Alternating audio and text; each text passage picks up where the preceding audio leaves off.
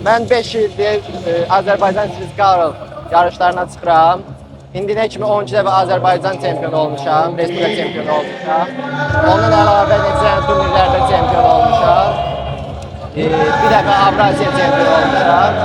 İndi də yenidən Azərbaycan Avrasiya çempionatı keçirildi. İnşallah bu gün də öz nəticəmi göstərəcəm.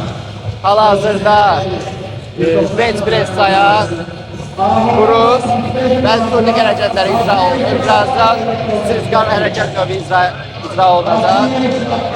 Srizkarl Extreme və Srizkarl Stoyka. İki yarış növündən səhnəyə çıxacağım, iki yarış növündə yarışacağım. İnşallah nəticəmiz yaxşı olar.